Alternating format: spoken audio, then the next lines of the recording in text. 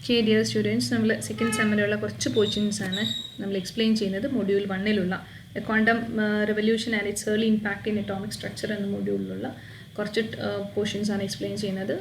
ഇതിനകത്ത് നമ്മൾ ഒരുപാട് കാര്യങ്ങൾ എക്സ്പ്ലെയിൻ ചെയ്തായിരുന്നു. What is bore atom model, what are the postulates of Bohr atom model, and what are the conditions for the Bohr atom model, and how the energy, then velocity is derived, derivation എല്ലാം നമ്മൾ നോക്കി. Next we are going to explain what are the limitations of Bohr atom model. Okay, and there are 4 important limitations for the Bohr atom model.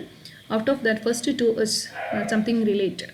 That means the first 2 one is that the Bohr atom model is failed to explain the Zeeman effect and the Stark effect. ഇപ്പോൾ എന്താണ് Zeeman effect, Stark effect എന്നുള്ളത് നമ്മൾ അറിയണം. നമുക്കറിയാം spectral lines ഉണ്ട് അല്ലേ, Lyman Balmer Paschen Brackett Pfund എന്നുള്ള spectral ലൈൻസുകളുണ്ട്. These lines can be split into several components in the presence of magnetic field or an electric field. Electric ഫീൽഡോ magnetic ഫീൽഡോ വന്നിട്ടുണ്ടെങ്കിൽ നമുക്ക് കിട്ടിയിട്ടുള്ള സ്പെക്ട്രൽ ലൈൻസിനെ സെവറൽ കമ്പോണൻസ് ആയിട്ട് സ്പ്ലിറ്റ് ചെയ്യും. Okay, if it is splitted into components in the presence of a magnetic field, then it is called the Zeeman effect. If the spectral line split into its component in the presence of an electric field, then it is called the Stark effect. Okay, but the Bohr atom model is failed to explain both the Zeeman effect and the Stark effect. അത് ഇതിൻ്റെ ഒരു major limitation തന്നെയാണ്. കാരണം അങ്ങനെ നമുക്ക് കിട്ടിയിട്ടുള്ള ഒരു സ്പെക്ട്രത്തിന് splitting ഉണ്ടായിട്ടുണ്ടെങ്കിൽ ഇത് കണ്ടുപിടിക്കാൻ പറ്റിയിട്ടില്ല എന്നുണ്ടെങ്കിൽ that means it is a great limitation. Next is that means the Bohr atom model violates the Heisenberg's uncertainty principle. We know what is Heisenberg's uncertainty principle. It explains that it is impossible to determine both the position and the momentum of a microscopic moving particle with absolute accuracy. ഒരു move ചെയ്യുന്ന microscopic ആയിട്ടുള്ള പാർട്ടിക്കിളിൻ്റെ പൊസിഷനോ memento നമുക്ക് calculate at same ടൈമിൽ നമുക്ക് calculate ചെയ്യാൻ പറ്റില്ല, കണ്ടുപിടിക്കാൻ പറ്റില്ല അക്യുറേറ്റ് ആയിട്ടെന്നാണ് പറയുന്നത്. But we know that Bohr atom model is so very clear. It means it consists of a central nucleus and the electrons are revolving around the nucleus with a regular fixed path called the orbit, and each orbit are in different energy levels and it's also called the energy levels, and each electrons have the orbit is of having the fixed radius. Okay, ഒരു correct റേഡിയസിലാണ് അത് space ചെയ്തിട്ടുള്ളത്. അതുകൊണ്ട് തന്നെ നമുക്ക് എന്ത് കണ്ടുപിടിക്കാൻ പറ്റും, പൊസിഷനും മൊമെൻറ്റും at same ടൈമിൽ നമുക്ക് ബോർ മോഡൽ വെച്ചിട്ട് നമുക്ക് കാൽക്കുലേറ്റ് ചെയ്യാൻ പറ്റും, which is impossible according to ഹൈസൻബർഗ്സിൻ്റെ തിയറി പ്രകാരം we cannot find out the actual position and momentum.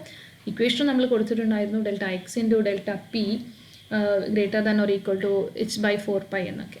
Okay, but according to Bohr model it can explain. So this Bohr atom model violating the Heisenberg's uncertainty principle. The next limitation is that നമ്മൾ പഠിച്ചിട്ടുള്ളതും spectra കണ്ടിട്ടുള്ളതും spectra കണ്ടുപിടിച്ചിട്ടുള്ളതൊക്കെ hydrogen ആറ്റത്തെ വെച്ചിട്ടാണ്. That means hydrogen atom is a very small atom. Okay, അതിൻ്റെ spectra എന്ന് പറയുന്നത് അത്രമാത്രം എന്തെല്ലാം കോംപ്ലിക്കേറ്റഡ് അല്ല. So we can predict its considerations.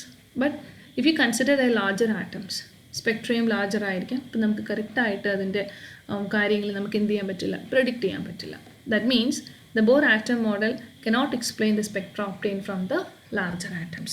ഇപ്പോൾ that means correct predictions cannot be given to heavier sized atoms. It can only give correct prediction for the small sized atoms like hydrogen. So these are the major limitations of the Bohr atom model. Next വരുന്നത് 2 concepts ആണ്, ഒരുപോലെ വരുന്ന 2 concept ആണ്. First one is A D Broglie hypothesis and A wave particle duality. രണ്ടും പറയുന്നത് ഒരേ കാര്യങ്ങളാണ്. That means ഒരു മൂവ് ചെയ്യുന്ന മൈക്രോസ്കോപ്പിക് മൂവിങ് പാർട്ടിക്കിൾ അതിൻ്റെ വേവ് നേച്ചറായിട്ടും പാർട്ടിക്കിൾ നേച്ചറായിട്ടും ബിഹേവ് ചെയ്യുന്നു. That is known as A D Broglie hypothesis. ഇത് ക്വാണ്ടം മെക്കാനിക്സിലാണ് നമ്മൾ കൺസിഡർ ചെയ്യുന്നത്. V know that there classical mechanics, that means old mechanics, and in next is the quantum mechanics. Okay, so according to quantum mechanics, any object that means a microscopic moving particle can behave both like the wave nature and the particle nature, and it is called the de Broglie hypothesis. ഇത് തന്നെയാണ് ഇതിനകത്ത് പറയുന്നത് wave particle ഡുവാലിറ്റിയിലും പറയുന്നത്. That means an object can act as wave nature and the particle nature, and that is called wave particle duality. And this dual nature can be explained using certain phenomena called a photoelectric effect and a Compton effect. Okay, So the photoelectric effect നമ്മളത് already discuss ചെയ്ത് കഴിഞ്ഞ കാര്യമാണ്. Then Compton effect നമുക്കില്ല. So we are just leaving it. Okay, next we are going to say what is de Broglie equation or Louis de Broglie's matter waves. ഈ matter waves എന്ന് പറയുന്ന concept consider ചെയ്തിട്ടുള്ളത് de ബ്രോഗ്ലിയാണ്. കാരണം പാർട്ടിക്കിളിനോട് relate ചെയ്തിരിക്കുന്ന waves, that is called the matter waves. Then equation ഇവിടെ കൊടുത്തു, അല്ലെങ്കിൽ ഇതിനെ എങ്ങനെയും പറയാം, derivation of de Broglie equation എന്ന് പറഞ്ഞാൽ നിങ്ങൾ കൊടുക്കേണ്ടത് ഇതാണ്. ഇവിടെ പറയാം derivation of de Broglie equation എന്ന് പറഞ്ഞാലും നിങ്ങൾ ഈ ഒരു സ്റ്റെപ്സാണ് കൊടുക്കേണ്ടത്. We know that from Einstein relation photoelectric effect E is equal to h nu എന്നാണ്. Okay, that means energy of a photons, energy നമ്മൾ തിയറി ഓഫ് റിലേറ്റിവിറ്റി ആണെങ്കിൽ is equal M C square ആണ്, well known equation ആണ്.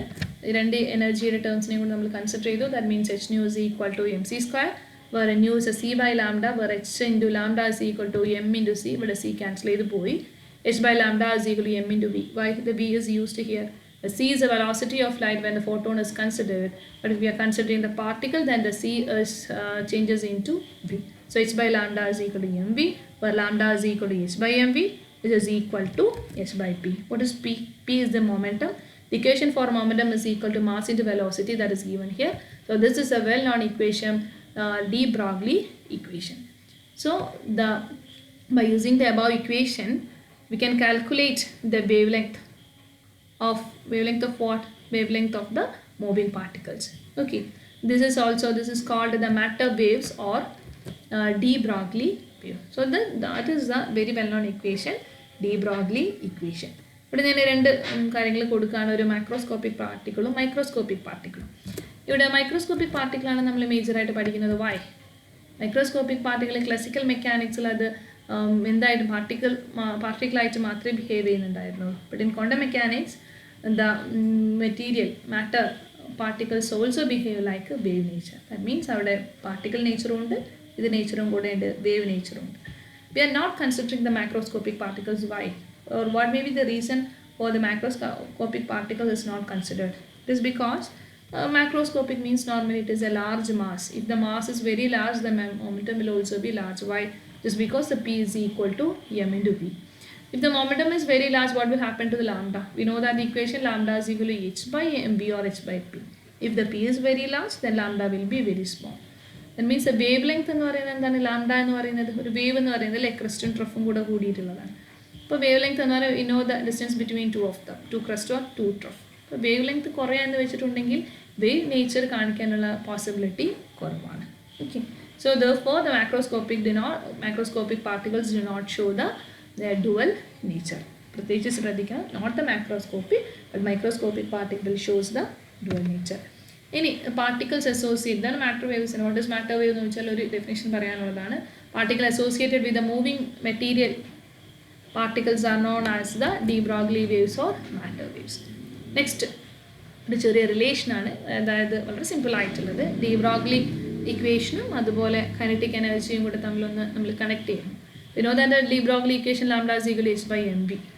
That means kinetic energy is equal to half mv square, which is a very well known equation. Okay, ഇവിടെ text ഇങ്ങനെ കയറി വന്നതുകൊണ്ട് ഇവിടുത്തെ റൂട്ടാണ്. So don't get mistake. v is equal to ഈ ഒരു ഇക്വേഷനിൽ നിന്ന് v ആണ് ഞാൻ കണ്ടുപിടിക്കുന്നത്. v is equal to root of 2ek divided by m.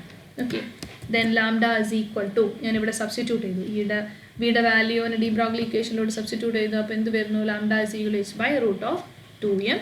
Okay, so this is the consideration of the lambda in the terms of kinetic energy. Next we are giving a differentiation between the electromagnetic waves and the matter waves. Okay, വായിച്ച് നോക്കണം. we know that the electromagnetic waves ഇല്ല നമ്മൾ ഒരുപാട് പഠിച്ചിട്ടുള്ളതാണ്. Electromagnetic waves എന്താണെന്നുള്ളത് ഒരുപാട് റേഞ്ചുകളുണ്ട് electromagnetic വേവ്സിൽ. അതിൽ തന്നെ IR, infrared radiation, then UV, then there are several. Okay, then here we are giving a small definition. That means electromagnetic waves is a type of wave that travels through the space carrying electromagnetic radiant energy. It consists of an electric field and the magnetic field. But in the case of matter waves, it consists of particles. Like particles are related ചെയ്യുന്നതായിരുന്നു എന്ത് matter wave എന്ന് പറയുന്നത്. നേരെ തിരിച്ച് പറഞ്ഞതേ ഉള്ളൂ. Then next is a composition. Electromagnetic wave എന്താണ്? Normally photons ആണ്. Matter വേവ്സിൽ എന്താണ്? പാർട്ടിക്കിൾസിലാണ്. Then electric and magnetic field നമുക്കറിയാം EM വേവിൽ എന്താണ് associated with electric and magnetic field ഇത് എങ്ങനെയാണ് അസോസിയേറ്റ് ചെയ്തിരുന്നത് which is perpendicular to each other but in the case of matter waves not associated with electric and the magnetic field then wavelength രണ്ട് equation ഉണ്ട് ഇവിടെ എന്താണ് equals to the product of Planck's constant h and speed of the light divided by the energy ഇവിടെയോ നമ്മൾ നേരത്തെ പറഞ്ഞ equation തന്നെ equals to the Planck's constant divided by momentum okay അപ്പോൾ നിങ്ങൾ ജസ്റ്റ് ഒന്ന് നമുക്ക് സിമ്പിളായിട്ടുള്ള കാര്യങ്ങളാണ് ജസ്റ്റ് നോക്കിക്കോ ഞാൻ അതിൻ്റെ എക്സാമ്പിൾസ് പറഞ്ഞു examples radio waves IR UV radiation infrared cosmic rays ഒക്കെ EMB വേവിലുള്ളതാണ് ദെൻ ബീം ഓഫ് ഇലക്ട്രോൺസ് എന്ന് പറയുന്നത് എവിടെയുള്ളതാണ് നമ്മളുടെ മാറ്റർ വേവ്സിലുള്ളതാണ് നെക്സ്റ്റ് ആണ് നമ്മൾ കുറച്ചും കൂടി ഇമ്പോർട്ടൻസ് കൊടുത്ത് പറയുന്ന കാര്യം ദാറ്റ് മീൻസ് ഇലക്ട്രോൺ ഡിഫ്രാക്ഷൻ എന്താണെന്ന് അറിയാൻ നമ്മൾ ഇത് നോക്കണം ഡേവിസൺ ആൻഡ് ജെർമർ എക്സ്പെരിമെൻറ്റ് പറഞ്ഞാലേ നമുക്ക് ഇതിന് കറക്റ്റായിട്ടുള്ള ഒരു ഐഡിയ കിട്ടുള്ളൂ അത് ജസ്റ്റ് ഒരു ഔട്ട്ലൈൻ മാത്രമേ ഇവിടെ പറയാം നമ്മൾ ഇലക്ട്രോൺ ഡിഫ്രാക്ഷൻ എന്തിനു വേണ്ടിയിട്ടാണ് പറയുന്നത് in order to or it refers the wave nature of an ഇലക്ട്രോണിന് ഡുവൽ നേച്ചർ ഉണ്ടെന്ന് നമുക്കറിയാം ഇലക്ട്രോണിൻ്റെ വേവ് നേച്ചർ കാണിക്കാൻ വേണ്ടിയിട്ടാണ് ഇത് പറഞ്ഞിട്ടുള്ളത് ഇലക്ട്രോൺ ഡിഫ്രാക്ഷൻ കാണിച്ചിട്ടുള്ളത് അല്ലെങ്കിൽ നമുക്ക് പറയാമില്ല ഇതൊരു ടെക്നിക്കാണ് ഇങ്ങനെയുള്ള ടെക്നിക്കാണ് ഇലക്ട്രോൺസിനെ നമ്മൾ യൂസ് ചെയ്തിട്ട് ഒരു സാമ്പിളിൻ്റെ മുകളിൽ കൊണ്ട് ഹിറ്റ് ചെയ്യുന്നു എന്നിട്ട് അവിടെ നിന്ന് നമുക്ക് ആ സാമ്പിൾ ഹിറ്റ് ചെയ്യുന്ന ഇലക്ട്രോൺ ബീംസ് ഡിഫ്രാക്ട് ചെയ്ത് വരുന്നു ആ ഡിഫ്രാക്ട് ചെയ്ത് വരുന്ന ഇലക്ട്രോണിനെ നമ്മൾ സ്റ്റഡി ചെയ്തിട്ട് ഇൻ്റർഫറൻസ് പാറ്റേൺ എടുക്കുന്നു ഓക്കെ സോ ഇതൊരു ഡിഫ്രാക്ഷൻ സ്റ്റഡിയാണ് ഓക്കെ അല്ലെങ്കിൽ ഇതിനെ നമുക്ക് എന്ത് പറയാം this phenomenon is also commonly known as wave particle duality എന്താണ് which stays a particle stays are a particle of a matter can described as a wave എന്നുള്ളത് ഇത് ഏതുപോലെ തന്നെയാണ് can also be this technique is similar to X-ray and neutron diffraction ഇതിനേക്കാളൊക്കെ important നമുക്ക് വരുന്നത് എവിടെയാണ് what is Davisson and Germer experiment എന്നുള്ളതാണ് Davisson and Germer experiment shows what is electron diffraction ഇതിനകത്ത് നമ്മൾ ഇമ്പോർട്ടൻസ് കൊടുക്കുക CJ Davisson and LH Germer. These are the two scientists who put forward an experiment related to the electron diffraction in order to support for the wave nature of electrons. And then they were studying the scattering of electron from the crystal surface. ഒരു crystal സർഫസിലോട്ട് ഒരു electron ബീമിനെ കൊണ്ട് hit ചെയ്തു ആ hit ചെയ്തിട്ട് അവിടെ നിന്ന് scatter ചെയ്ത് വരുന്ന ഇലക്ട്രോൺസിനെ സ്റ്റഡി ചെയ്തു അവിടെ നിന്ന് അവരൊരു പാറ്റേൺ എടുത്തു ആ പാറ്റേൺ യൂസ് ചെയ്തിട്ട് ആണ് അവരെന്ത് ചെയ്യുന്നത് അവരുടെ സ്റ്റഡി നടത്തുന്നത് okay So this is the electron diffraction experiment or Davison and Jermer experiment. ഇനി ഇവിടെ ഒരു ഡയഗ്രാം കൊടുത്തിട്ടുണ്ട് ഇത് നിങ്ങളുടെ ഗൈഡിനകത്തുള്ള ഡയഗ്രാം തന്നെയാണ് അപ്പോൾ നിങ്ങൾക്ക് ഒന്നും കൂടെ അത് ഈസി ആവും ഓക്കെ ഇവിടെ നോക്കി ഇനി ഞാൻ ഈ ഡയഗ്രത്തെ കറക്റ്റായിട്ട് പറയാം ഇവിടെയാണ് നമുക്ക് ഇമ്പോർട്ടൻ്റ് ഉള്ളത് ഇതുവരെ പറഞ്ഞതൊക്കെ ജസ്റ്റ് പറഞ്ഞു പോയെന്നല്ലോ ഇവിടെ നോക്കി heated filament okay the next charged plate രണ്ട് പ്ലേറ്റ് ഇവിടെ കൊടുത്തിട്ടുണ്ട് പോസിറ്റീവും നെഗറ്റീവും പോസിറ്റീവും നെഗറ്റീവും കൊടുക്കാൻ കാരണം എന്തായിരിക്കും അപ്പോൾ അതായത് അവിടെ ഒരു പൊട്ടൻഷ്യൽ ഡിഫറൻസ് ഉണ്ടെന്ന് അർത്ഥം ദ നെക്സ്റ്റ് സ്ലിറ്റ് നമ്മൾ പലയിടത്തും കേൾക്കുന്ന ടേമാണ് അല്ലേ സ്ലിറ്റ് ഒരു നാരോ ഹോൾ ഉണ്ട് then after that A nickel crystal അപ്പോൾ ഇതായിരിക്കും നമ്മുടെ മെയിൻ ആയിട്ടുള്ള ഒരാൾ അല്ലേ ക്രിസ്റ്റലിൻ്റെ മുകളിൽ തട്ടി ആഫ്റ്റർ ദാറ്റ് അവിടെ നിന്ന് എന്ത് ചെയ്യും ഡിഫ്രാക്ട് ചെയ്ത സാധനത്തെ എന്ത് ബീം ഓഫ് ഇലക്ട്രോൺസ് നമ്മൾ എന്ത് ചെയ്തു ഇവിടെ കളക്ട് ചെയ്യാൻ ഒരാളുണ്ട് കളക്ടറിനെ മൂവബിൾ കളക്ടർ എന്നാണ് പറയുന്നത് എന്തായിരിക്കാം അത് മൂവ് ചെയ്യുന്നുണ്ടായിരിക്കാം ഓക്കെ ഇവിടെ മൂവ് ചെയ്യുമ്പോൾ റീഡിങ് എടുക്കാൻ വേണ്ടി ഇവിടെ സർക്കുലർ സ്കെയിലുണ്ട് and after that the movable collector is connected to a galvanometer okay ഇനി ഒന്നുകൂടെ പറയാം From the heated filament, it is otherwise called the electron gun. The electrons are produced or the electron beams are produced. And it is passed through a charged plate in which proper potentials can be applied. The potentials, different potentials നമുക്ക് apply ചെയ്യാൻ പറ്റും. Around 40 to 68 volt വരെ നമുക്ക് ഇവിടെ apply ചെയ്യാൻ പറ്റും. Why? As the electron is passed through the charged plate, it is getting accelerated. Okay. And the accelerated beam is then passing through a slit. Why it is passing through a slit? In order to narrow the electron beam, it is passing it through a slit. And after it passing through the slit, that means a narrow beam of electron is allowed to hit on the surface. What type of surface? A reflecting surface, smooth reflecting surface, and it is getting diffracted. And the diffracted beam of electrons or diffracted electrons is collected in a movable collector. So that means electrons are collecting the electrons, and it is then connected to a galvanometer, and the reading can be noted here in the circular scale. ഇവിടെ നമുക്ക് രണ്ട് കാര്യങ്ങളാണ് change വരുത്താൻ വരുന്നത്. ഒന്ന്, ഇവിടെ apply ചെയ്യുന്ന potential ഡിഫറൻസിൽ change കൊടുക്കാം. അതിനനുസരിച്ച് ഇവിടെ എന്ത് വരുന്നുണ്ട്, ഇവിടെ ഹിറ്റ് ചെയ്യുന്ന ആംഗിളിലും നമുക്ക് ചേഞ്ച് വരുത്താം. So the two things can be varied here. That means the potential difference applied across the charged plate and the angle of incidence. Okay, ഈ ഒരു ആംഗിളിനെ നമുക്ക് എന്ത് ചെയ്യാൻ പറ്റും, ചേഞ്ച് ചെയ്യാൻ പറ്റും. Okay, so this is the experimental setup in the Davison and Germer experiment. ഇപ്പോൾ ഞാൻ എന്താണ് അതിൻ്റെ ഓരോ എക്സ്പെരിമെൻറ്റിൽ എന്താണെന്നുള്ളത് നമ്മളിവിടെ പറഞ്ഞത് തന്നെ ഒന്നുകൂടെ പറയുന്നു. First one, electrons are produced from A heated filament. നമ്മൾ പറഞ്ഞു, it is then accelerated by passing through the charged plate which is kept at a potential difference in the range 40 to 68 volt. That means that charged plate. After that, it is passed through a slit in order to culminate into a narrow beam. That means after that the beam of electron is getting narrow by passing through a slit, and the above narrow beam is then allowed to fall on a smooth reflecting surface. Here it is a nickel surface having the FCC lattice, that means face-centered cubic lattice. And then after that, we know that the electrons are scattering from the surface, and the intensity of the scattered electrons was measured at a different angle. So by different angle, the electrons are getting scattered, and the scattered electrons or diffracted electrons are collected in an electron detector called the collector. What type of collector it is? It is a movable collector, and the collector is connected to a graduated scale and connected to a sensitive galvanometer. So these are the experimental setup of the Davison and Germer experiment. Next we are going to explain what are the observations. Okay.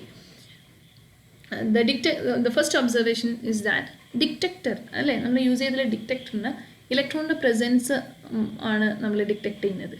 Detector is used to detect the presence of electron in the form of a particle. Or we can say that the detector receives the electron in the form of an electronic current. ഇവിടെ നമ്മൾ ഗാലനോമീറ്ററുമായിട്ടാണ് connect ചെയ്തിട്ടുള്ളത്. അപ്പോൾ electron നമ്മൾ receive ചെയ്തിട്ട് എന്തിൻ്റെ ഫോമിലാണ്, in the form of an electronic current. ഈ കറൻറ്റിനെ നമ്മൾ എന്ത് പേരും കൂടെ പറയാറുണ്ട്. That current is also called the electron intensity. This current as the we can called this current as the electron intensity എന്നോട് പറയാം. ഡിറ്റക്ടർ കളക്ട് ചെയ്യുന്നത് എന്തിൻ്റെ പ്രസൻസിലാണ്, collect the presence of an electron in the form of a particle. The detector receives the electrons in the form of an electronic current. ഒന്നുകൂടെ clear ആയിട്ട് പറഞ്ഞാൽ that means that current is called the electron intensity. Okay, then next observation എന്ന് പറയുന്നത്, നമുക്ക് രണ്ട് കാര്യങ്ങളാണ് ഇതിൽ നിന്ന് നമുക്ക് പഠിക്കാൻ പറ്റുക. ഒന്ന്, the intensity of the electronic current. Okay, നമ്മൾ ഡിറ്റക്ടർ റിസീവ് ചെയ്യുന്ന ഇലക്ട്രോണിക് കറൻറ്റിൻ്റെ ഇൻറ്റൻസിറ്റി ഒന്നുകൂടെ പറയാം. ഡിറ്റക്ടർ ഡിറ്റക്റ്റ് ചെയ്തിട്ടുള്ള അല്ലെങ്കിൽ റിസീവ് ചെയ്തിട്ടുള്ള ഇലക്ട്രോണിക് കറൻറ്റിൻ്റെ ഇൻറ്റൻസിറ്റി നമുക്ക് സ്റ്റഡി ചെയ്യാം. അതുപോലെ സ്കാറ്ററിങ് ആംഗിൾ നമുക്ക് ആ സർക്കുലാർ സ്കെയിലിൽ നിന്ന് നമുക്ക് കാൽക്കുലേറ്റ് ചെയ്യാൻ പറ്റും. ഓക്കെ, കറൻറ്റിന് നമ്മൾ എന്ത് പറഞ്ഞു, ഇലക്ട്രോൺ ഇൻറ്റൻസിറ്റി എന്ന് പറഞ്ഞു. രണ്ട് കാര്യങ്ങളാണ് നമ്മളിപ്പോൾ ഇവിടെ എക്സ്പ്ലെയിൻ ചെയ്തത്. ഒന്ന്, ഡിറ്റക്ടർ ഇലക്ട്രോൺസിനെ റിസീവ് ചെയ്യുന്നു, അത് ഇലക്ട്രോണിക് കറണ്ട് ആണെന്ന് പറഞ്ഞു. അതിനെ നമ്മൾ ഇലക്ട്രോൺ ഇൻറ്റൻസിറ്റി എന്ന് പറഞ്ഞു. രണ്ട് കാര്യങ്ങൾ നമുക്കിവിടെ നോട്ടീസ് ചെയ്യാം. ഒന്ന്, the intensity of electronic current, receive ചെയ്തിട്ടുള്ള ഇലക്ട്രോണിക് കറണ്ട് ഇൻറ്റൻസിറ്റി കാൽക്കുലേറ്റ് ചെയ്യാം by using galvanometer, and the scattering angle can be studied using the circular scale. Okay, then next observation is that the scattered ഇലക്ട്രോൺസിൻ്റെ intensity എന്ന് പറയുന്നത് continuous അല്ല. Okay, എല്ലാ സമയത്തും എല്ലാ ആംഗിളിലും scatter ചെയ്തു വരുന്ന ഇലക്ട്രോൺസിൻ്റെ ഇൻറ്റൻസിറ്റി സെയിം ആയിരിക്കില്ല. അത് എന്ത് തരുന്നുണ്ട്, മാക്സിമയും ഉണ്ട് മിനിമയും ഉണ്ട്. അപ്പോൾ അതിൻ്റെ അടുത്ത് എന്തുണ്ട്, വേരിയേഷൻസ് ഉണ്ട്. അപ്പോൾ എന്തുകൊണ്ടായിരിക്കാം ഈ വേരിയേഷൻസ് വരുന്നത്? വേരിയസ് ആംഗിളിൽ സ്കാറ്റർ ചെയ്യുന്നതും വേരിയസ് പൊട്ടൻഷ്യൽ ഡിഫറൻസും അപ്ലൈ ചെയ്യുന്നതിനും അനുസരിച്ച് നമ്മൾ കളക്ട് ചെയ്യുന്ന കളക്ടറിൽ കിട്ടുന്ന ഇലക്ട്രോണിൻ്റെ ഇൻറ്റൻസിറ്റിയിൽ എന്തുണ്ട്, ചേഞ്ച് ഉണ്ട്.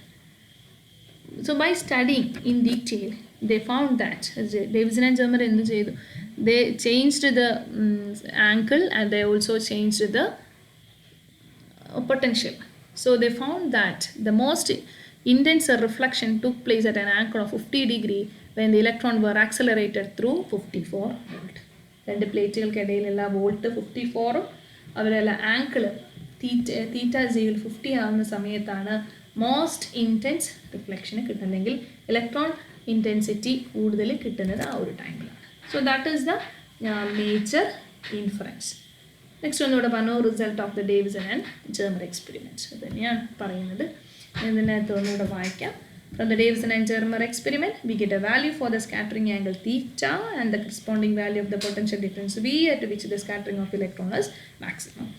Scattering of electrons ഏത് പൊട്ടൻഷ്യൽ കൊടുത്താലും ഉണ്ടാകും, പക്ഷേ മാക്സിമം സ്കാറ്ററിങ് ഏത് പൊട്ടൻഷ്യൽ കൊടുത്തപ്പോഴാണെന്നുള്ളതാണ് കാൽക്കുലേറ്റ് ചെയ്തിട്ടുള്ളത്. ഇനി നമ്മൾ അവർക്ക് കിട്ടിയ ആ വാല്യൂ ഒരു നമ്മൾ നേരെ താഴെ പോകുന്ന രണ്ട് ഇക്വേഷൻസ് ഉണ്ട്. ആ ഇക്വേഷനിലോട്ട് സബ്സ്റ്റിറ്റ്യൂട്ട് ചെയ്ത സമയത്ത് ലാംഡയുടെ വാല്യൂ സെയിം ആയിട്ട് വന്നു എന്നാണ് നമ്മൾ വെരിഫൈ ചെയ്യുന്നത്. ഓക്കെ, ഇതൊന്ന് thus two values from the data collected by the Davidson and Germer when used in the equation. എന്താണ് ഈ ടു വാല്യൂസ് എന്ന് പറയുന്നത്? the values of V and theta ആണ് ഉദ്ദേശിച്ചിട്ടുള്ളത്. These two values from the data collected by the Davidson and Germer when used in the equation 1 and 2 below which give the same values for lambda. എന്താണ് നമുക്ക് താഴെ നോക്കാം. Okay, ഇനി wave particle duality verify ചെയ്യുന്നുണ്ടോ അല്ലെങ്കിൽ ആ equation verify ചെയ്യുന്നുണ്ടോ എന്നാണ് നമ്മൾ താഴെ പറയാൻ പോകുന്നത്. ഓക്കെ, ഇപ്പം നമ്മൾ ഡേവിസൺ ആൻഡ് ജെർമർ എക്സ്പെരിമെൻറ്റിൽ നിന്ന് എന്താണ് മനസ്സിലായിട്ടുള്ളത്? ഡേവിസൺ ആൻഡ് ജെർമർ എക്സ്പെരിമെൻ്റ് എന്ന് വെച്ചിട്ടുണ്ടെങ്കിൽ നമ്മൾ പൊട്ടൻഷ്യൽ ഡിഫറൻസ് വാരി ചെയ്ത് നമ്മൾ ഇലക്ട്രോൺ ബീമിനെ ഒരു റിഫ്ലക്റ്റിംഗ് സർഫസിന് മുകളിൽ ഹിറ്റ് ചെയ്തു, അത് റിഫ്ലക്റ്റ് ചെയ്ത് ഒരു പെർട്ടിക്കുലർ ആംഗിളിലെത്തിയ സമയത്ത് അത് എന്ത് തന്നു? മാക്സിമം ഇൻറ്റൻസിറ്റി തന്നു. ഇങ്ങനെയുള്ള മാക്സിമം ഇൻറ്റൻസിറ്റി കിട്ടിയ തീറ്റ എന്ന് പറയുന്നത് 50 ഡിഗ്രിയും അവിടെ തന്നിട്ടുള്ള പൊട്ടൻഷ്യൽ എന്ന് പറയുന്നത് 54 വോൾട്ടുമാണ്. അത് നമ്മളിവിടെ എടുക്കുന്നു. ഞാൻ എന്ത് ചെയ്തു? ഒരു ഇലക്ട്രോണിനെ കൺസിഡർ ചെയ്തു. ചാർജ് സ്മോൾ ലെറ്റർ ഇ ആണ്. നമ്മൾ എസ്യൂം ചെയ്യാണ് കേട്ടോ. We are assuming an electron of charge e, mass m and accelerated with a velocity v. നമ്മൾ അതായത് ആ ഇലക്ട്രോൺ ബീംസ് ആക്സലറേറ്റ് ചെയ്ത വെലോസിറ്റി വി എന്നും നമ്മൾ പ്ലേറ്റ്സിനിടയിൽ കൊടുത്തിട്ടുള്ള പൊട്ടൻഷ്യൽ എന്ന് പറയുന്നത് വി വോൾട്ടുമാണ്. ഓക്കെ, അതൊരു consideration. The next, electrical force acting on electron would be v. നമുക്കറിയാം ഒരു force acting on an electron beam എന്താണ്? വി ഇ ആണ്, which is equal to kinetic energy ½ mv². Okay, നമ്മളിവിടെ കൺസിഡർ ചെയ്യണം.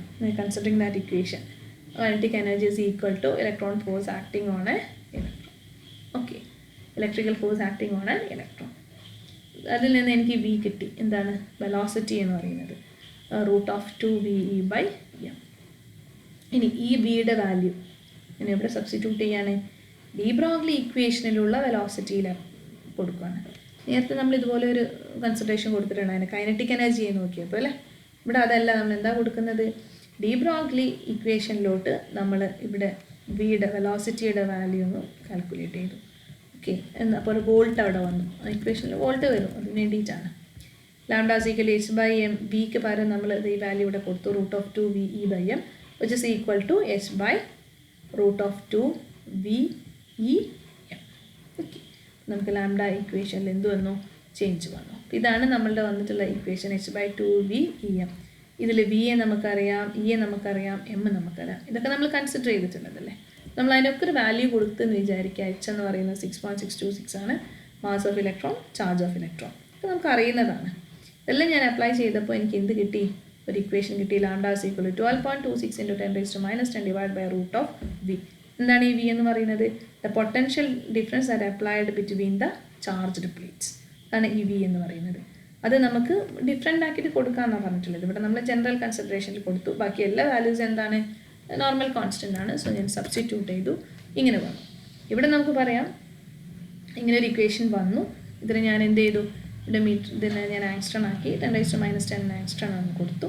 ഇവിടെ നോക്കി, നമ്മൾ വി എനിക്ക് വാരി ചെയ്യാൻ പറ്റും. 100 to 10,000 വോൾട്ട് വരെയും മാറ്റാം. ലാംഡ അങ്ങനെ ഞാൻ വാരി ചെയ്യുന്നുണ്ടെങ്കിൽ ഇതിൻ്റെ ലാംഡയിൽ എത്ര ചേഞ്ച് വരുന്നുണ്ട്? 3.87 to 0.1 നല്ല ഡിഫറൻസ് വരുന്നുണ്ട്. 3.8 നിന്ന് 0.1226 ആങ്സ്ട്രോൺ വരെ എന്ത് ചെയ്യുന്നുണ്ട്? വാരി ചെയ്യുന്നുണ്ട്. പക്ഷേ ഇത്രയൊക്കെ ഞാൻ പൊട്ടൻഷ്യൽ ഡിഫറൻസിൽ ചേഞ്ച് ചെയ്തപ്പോഴും എനിക്ക് മാക്സിമം ഇൻറ്റൻസിറ്റി കിട്ടിയത് ഏത് സമയത്താണ്? when the velocity v is equal to 54. So that value of v is 54. നമ്മൾ നേരത്തെ പറഞ്ഞിരുന്നു കേട്ടോ, അത് v is equal 54ഉം theta is equal ഏതാണ് 50 എന്നാണ്. ആ v തന്നെയാണ് ഇവിടെ നമ്മൾ പറഞ്ഞത്. v is equal 54. ഞാനത് ഇവിടെ ഇക്വേഷനിൽ സബ്സ്റ്റിറ്റ്യൂട്ട് ചെയ്തു. Lambda is equal to 12.26 divided by root 5 angstrom. That is equal to 1.668 angstrom. Okay, അപ്പോൾ നമുക്ക് ഈ വാല്യൂ കിട്ടി ലാംഡ. ഇതെങ്ങനെ കിട്ടിയ ലാംഡയുടെ വാല്യൂ ആണ്? നമ്മൾ ഇലക്ട്രോണിൻ്റെ ബീം മാക്സിമം ഇൻറ്റൻസിറ്റി കിട്ടുന്ന വാല്യൂ തീറ്റയുടെ വാല്യൂ 50യും അതിൻ്റെ വോൾട്ട് എപ്പോൾ കൊടുത്തപ്പോഴാണ് 54 കൊടുക്കുകയും ചെയ്തു. എല്ലാ കോൺസ്റ്റൻസിനും നമ്മൾ വാല്യൂ സബ്സ്റ്റിറ്റ്യൂട്ട് ചെയ്തു. അങ്ങനെ കിട്ടിയ സമയത്ത് അവിടെയുള്ള വേവ് ലെങ്ത് എത്രയാണ്? Lambda is equal to 1.668 angstrom. അപ്പോൾ ഡി ബ്രോഗ്ലി ഇക്വേഷനിൽ നിന്ന് കിട്ടിയത് നമുക്ക് എന്താണ്? ഇതാണെന്നാണ് പറഞ്ഞിട്ടുള്ളത്. ഓക്കെ, സോ അത് കിട്ടി. ഇനി നമ്മൾ അടുത്തത് പറയാൻ പോകുന്നത്, അടുത്തത് നമ്മൾ ഇതേ ലാംഡ എന്നുള്ളതിനെ നമ്മൾ മറ്റൊരു ഇക്വേഷനും കൂടെ വെച്ചിട്ട് വെരിഫൈ ചെയ്യല്ലേ. വെരിഫൈ ചെയ്യാന്ന് വെച്ചാൽ എന്താ? രണ്ട് ഇക്വേഷൻ വെച്ചിട്ട് രണ്ടിലും നമ്മൾ വാല്യൂസ് ഇട്ട് ചെയ്ത് നോക്കുന്ന സമയത്ത് രണ്ടിലും കറക്റ്റായിട്ടുള്ള അല്ലെങ്കിൽ ഏകദേശം ഒരേ വാല്യൂ വരണം. പിന്നെ നമ്മൾ ചെക്ക് ചെയ്യുക അല്ലെങ്കിൽ വെരിഫൈ ചെയ്യുക എന്ന് പറയുന്നത്. ഞാനിതുപോലെ എക്സ്റേ ഡിഫ്രാക്ഷനാണ് ഞാൻ ബ്രാഗ്സ് ഇക്വേഷൻ വെച്ചിട്ട് നമ്മൾ പറയാണ്. ബ്രാഗ്സ് ഇക്വേഷൻ എന്താണെന്നുള്ളത് തന്നെ നിങ്ങൾ ഡീറ്റെയിൽ ആയിട്ട് ഫിസിക്കൽ കെമിസ്ട്രിയിൽ പഠിക്കും നെക്സ്റ്റ് ഇയറിൽ. Okay, then according to Bragg's equation n lambda is equal, Bragg's equation +2 പഠിച്ചിട്ടുണ്ടായിരിക്കും.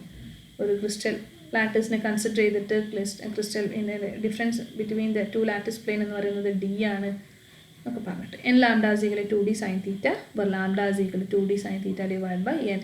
n is order of the diffraction, d is the interplanar distance and theta is the glancing angle. Okay, അപ്പോൾ ഈ ഒരു Bragg ഇക്വേഷനിൽ നിന്ന് നമ്മൾ substitute ചെയ്താൽ ലാംഡയുടെ value അതുപോലെ നേരത്തെ കിട്ടിയ ലാംഡയുടെ വാല്യൂ സെയിം ആകുമോ എന്നാണ് നമ്മൾ നോക്കുന്നത്. ഓക്കെ, ഇവിടെ നോക്കി ഞാനൊരു ക്രിസ്റ്റൽ ലാറ്റിസിനെ കൺസിഡർ ചെയ്തു. ഇതൊക്കെ മോളിക്യൂൾസ് ആണ്. ലാറ്റിസ് ഇവിടെ നോക്കി ഡിഫറെൻറ്റ് ലാറ്റിസ് പ്ലെയിൻസുകളുണ്ട്. അവർ തമ്മിലുള്ള ഡിസ്റ്റൻസ് ആണ് എന്ത്? d എന്ന് പറയുന്നത്. ഓക്കെ, ആ d എന്താണെന്നും ആ ജസ്റ്റ് ഇങ്ങനെ ഉണ്ടെന്ന് പറയാൻ വേണ്ടി മാത്രമാണ്. കുറച്ച് കൂടുതലായിട്ടൊന്നും അപ്സെറ്റ് ആവേണ്ട നമുക്കിവിടെ ഇല്ല.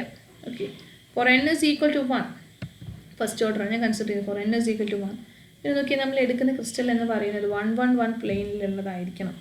നമ്മൾ നേരത്തെ പറഞ്ഞ FCC ലാറ്റിസിലുള്ള നിക്കൽ ക്രിസ്റ്റലാണ് നമ്മൾ എടുത്തിട്ടുള്ളത്. അവിടെ ഇങ്ങനെ ഒരു കൺസിഡറേഷൻ ഉണ്ട്. അതിനെക്കുറിച്ച് നമ്മളിപ്പോൾ കൂടുതലായിട്ട് പറയുന്നില്ല. ഇവിടെ നിങ്ങൾ നോക്കുക, നമ്മൾ എടുത്തിട്ടുള്ള നിക്കൽ പ്ലെയിൻ എന്ന് പറയുന്നത് 111 ആണ്. For n is equal to 1, അതായത് ഫസ്റ്റ് ഓർഡർ ഡിഫ്രാക്ഷൻ ആണെങ്കിൽ d is equal to 1.075 angstrom ആണ്. പ്ലെയിന് 111 ആണ്. when theta is equal to 50. അപ്പോൾ നേരത്തെ നമ്മൾ തീറ്റയെ നമ്മൾ എന്ത് ചെയ്തിട്ടില്ല? ഡി ബ്രോഗ്ലി ഇക്വേഷൻ നമുക്ക് തീറ്റയുടെ ആവശ്യമില്ല, പക്ഷേ ഇവിടെ തീറ്റയുടെ ആവശ്യമുണ്ട്. അവിടെ നമ്മൾ എന്ത് കൺക്ലൂഡ് യൂസ് ചെയ്തിട്ടുള്ളൂ? വിയുടെ വാല്യൂ മാത്രം.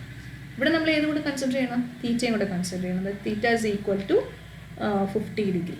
ഇക്വേഷനിൽ ഞാൻ കൊടുത്തു, ബ്രാഗ്സ് ഇക്വേഷനിൽ കൊടുത്തു 2 × d 1.075 × sin theta sin theta by n എന്നാണ്. n is equal to 1 എന്നാണ്. So we are getting the value 1.648 angstrom. നോക്കിയേ, നമുക്ക് ഇവിടെ കിട്ടിയപ്പോൾ ഇങ്ങനെ ചെയ്തപ്പോൾ ബ്രാഗ്സ് ഇക്വേഷനിൽ നമ്മൾ വാല്യൂ കൊടുത്തപ്പോൾ നമ്മൾക്ക് കിട്ടിയ കണ്ടീഷൻ കൊടുത്തപ്പോൾ എത്രയാണ് വാല്യൂ കിട്ടിയത്? 1.648 ആങ്സ്ട്രോം. നേരത്തെയും എന്താണ്? ഏകദേശം സിമിലർ ആയിട്ടുള്ള വാല്യൂ ആണ് കിട്ടിയിട്ടുള്ളത്, 1.668. ഇവിടെ 1.6 തന്നെയാണ് രണ്ടിടത്തും വന്നിട്ടുള്ളത്. That means what? നമ്മൾ ലാംഡയെ ബ്രാഗ്സ് ഇക്വേഷൻ വെച്ചിട്ടും ഡി ബ്രോഗ്ലി ഇക്വേഷൻ വെച്ച് ചെയ്തപ്പോൾ നമുക്ക് വാല്യൂ എന്താണ്? സിമിലർ ആയിട്ട് കിട്ടി. which shows that electron diffraction by the nickel crystal that occurred in the Davison and Germer experiment setup അത് ഓക്കെയാണ്. shows that the wave nature of electron, അല്ലെങ്കിൽ it verify the dual nature എന്ന് നമുക്ക് പറയാം. Okay, so this is the conclusion. I think it is clear for you. Okay.